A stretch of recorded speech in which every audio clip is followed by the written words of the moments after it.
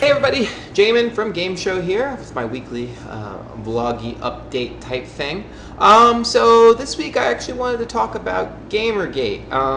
I was a little reluctant to talk about it in the sense that I feel like so much has already been said and I didn't feel like I could add anything particularly new to the conversation. But a couple of you out there asked me my thoughts on it and my general opinion about what I think has been happening. If you've been watching the show for a while, you know that women's role in the world of games has been something I've talked about quite a bit. I'll link to some episodes that I've done in the past in the description. And actually early on, before GamerGate kind of became GamerGate, I weighed in on some of the stuff that had been happening with feminist critic Anita Sarkeesian and with game developer, game designer Quinn. And for those of you who don't know what GamerGate is, again, I'll link to something in the description so that you can get caught up if you don't know. I'm happy to do that for you. So one big thing I think about GamerGate is that at the end of the day, it doesn't really matter what you personally think GamerGate is ultimately about. I'm talking about like you as an individual. That conversation has already been established by larger media entities that are much larger than your control, and also just the general collective noise that is known as Twitter.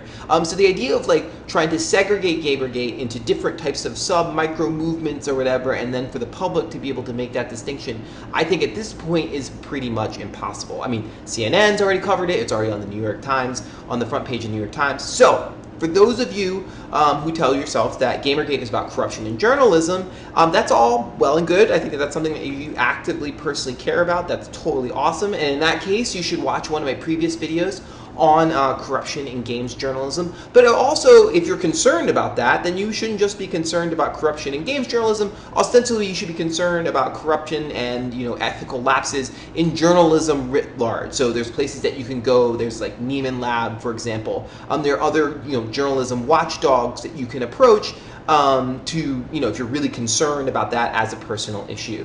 But if you're somebody who only cares about corruption in games journalism and you're advancing the cause of GamerGate, then you need to understand ostensibly who's in your posse. Because as I said earlier, what GamerGate is already been defined elsewhere. So this idea that you could sort of be someone who's a part of the GamerGate group that is not against violence, someone who's part of the GamerGate group who is somehow distancing themselves from people who are, sort of promising violent acts against women. At that point, like, public's not really going to be able to tell the difference. It's like if a bunch of game show viewers out there, all of you are awesome, but if some of you were really poorly behaved and you were doing it in the name of game show, it would be pretty hard for me to say like, well, that's not really what game show is about if that small vocal minority is dominating what game show is about. But fortunately you have me, so I will keep us on the straight and narrow. I think the big thing to understand for me about GamerGate, and when people ask me about it, I did an interview with Bloomberg yesterday, specifically on the subject, is that I don't really believe that there are politics involved in the world of GamerGate because of how the question has currently been framed, which is as thus: should women be allowed to make games or talk about games or critique games without threat of violence? This is not an open question for me, so it's not really like a debate. It's kind of like asking me what are your politics around, say, civil rights, for example. There are many things in this world that are up for, I feel like, are up for political dialogue. Many things that, at least in the United States, that as a democracy, that this is something that there are issues people can take in terms of we can talk about things ostensibly. So, what should the role of a welfare state look like, or what should taxation look like, or other social issues. I feel like those are more political matters. But when it comes to whether or not a woman can make a game, and be threatened, that's not really a question, because there's not two sides to it. Just it shouldn't happen across the board, regardless of how you feel. So even if you're someone who, and I see this a lot in the comments sometimes, they're like, oh well, Anita Sarkeesian, she's a liar, she takes things out of context, etc., etc. That very well may be. That could possibly be your position.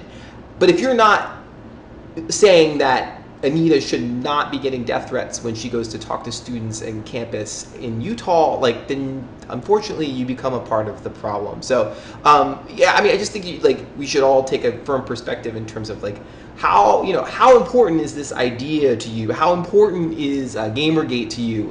What lengths are you going to go to be a part of something, even if it means sort of tacitly condoning potential acts of violence, even if they're virtual and carried out over the internet. GamerGate ultimately is not really about video games at all. I mean, I think at some level it sort of is, because that was the spark that launched it, and of course GamerGate has gamer in the tag, so it should be about games.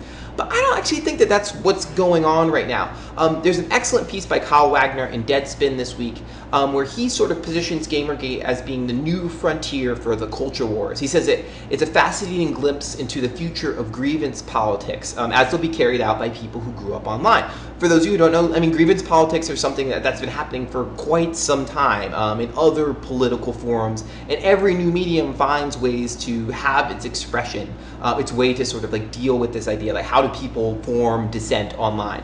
And I think that's sort of what's unfortunate is, again, as Wagner points out, these are his words, what we have in GamerGate is a glimpse of how these skirmishes will unfold in the future, all the rhetorical weaponry and siegecraft of an internet comment section brought to bear on culture, not just at the fringes, but at the center. What we're seeing now is a rehearsal where the mechanisms of toxic and inhumane politics are being tested and improved. So ultimately, I don't think that the GamerGate, like what is happening with GamerGate, has anything to do at its heart with playing video games. Because I think the conversation would be a lot more lighthearted and fun if it was. But really, I think what you're starting to see is the formation of a particular type of dissent that is internet homegrown, which brings me to my second reason why I don't think GamerGate is necessarily about games. I think that GamerGate is is emblematic of larger problems that we have with distributed platforms such as Twitter or Reddit, for example. And I think one of my enduring frustrations has been, like, we sort of treat these platforms as being agnostic, as being completely egalitarian, right? Like, people who have the best arguments, those are people who are going to sort of like dominate internet conversation, the people who do the right things, or even if you're civil, et cetera, et cetera. And I think that time and time again, I feel like, you know, I can't prove this empirically, but it seems like over the last 18 months to 2 years that the tenor of these conversations online have taken a really unfortunate turn towards like nasty, uncivil, violent, et cetera, et cetera. I mean, Kevin Kelly has argued this, the former founder of Wired, that technology has certain wants and desires, and the question is whether the means we're currently using to conduct discussion are the right ones, and whether they meet the needs of an increasingly hostile age. And that's the thing that I don't necessarily know. And I think what scares me is, you know, I don't have any children, but I think about, you know, if I have a daughter someday, for example, I think what scares me is that these, you know, the platforms that we use to communicate on a regular basis, they may respond to our social needs, but they don't necessarily respond to our emotional well-being. And that really scares me because, you know, I think, as Amanda Hess has argued in PS Magazine, that the internet is not necessarily a safe place for women. And again, so when we're thinking about GamerGate, I think that part of what's at question here is, should a very small group of people, let's say it's 10,000 Reddit users, Reddit has been the place where, you know, GamerGate has been the most active, let's say 10,000 people, should they be allowed to dominate the conversation for an $100 billion industry? Should they be allowed to, you know, sort of terrorize a very select group of people? I mean, I certainly don't think so. But the question is whether or not platforms will ultimately respond. Amanda Hess, again, you should really read this piece in PS Magazine. I mean, she's made this case that the internet has yet to go through its sort of civil rights era. If you look at other sort of movements in, you know, American civic life, there have been these major moves towards equality. So, you know, opponents of the Civil Rights Act of 1964, for example, characterized workplace protections as unconstitutional and bad for business. And then before workplace sexual harassment was, you know, finally struck down with Title VII, it was just kind of written off as harmless flirting. And you know, the same with Title IX, which guarantees equality for intercollegiate sports, actually deals with gender discrimination in the role of education. That was, you know, something that was, you know, again, like teased at the time. So I think that the internet has yet to have those sorts. We're starting to see these types of moments. We recognize that there are problems, and GamerGate is an example of that. We're starting to see there are these like large scale problems, and we sort of like write them off as like, oh, that's just a small thing, or that's just happening in some corner of the internet, but it's having real world effects. So anyway, those are my thoughts on GamerGate. I think that the whole thing It's been really hard for me as someone who loves games, and it's really difficult to have to explain to your peers that you're someone who loves video games, and they're hearing from the press like, "Oh, video games, isn't that the place where women are treated really, really poorly?" And that's really difficult. I'm not a woman, so I don't feel that burden the same way that I would if I was someone who'd been harassed like that online. But as someone who does love video games and is a part of the video game community, it's a complete shame.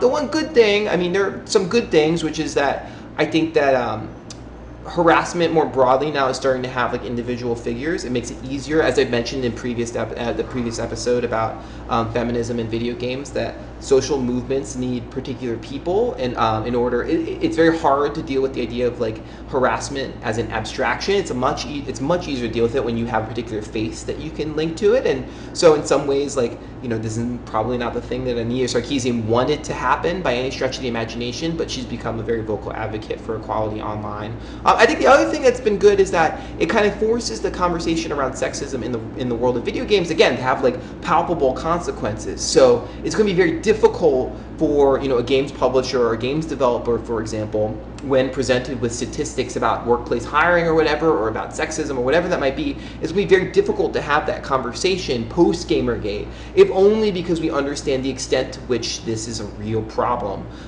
This is a real problem, not just with games, but it's a problem with internet online culture in general. So anyway, I hope that gives some clarification. I can't wait for this GamerGate stuff to kind of work its way out of our collective systems, and yeah, it's been really hard to watch. So thank you so much for watching, and I'll see you next week.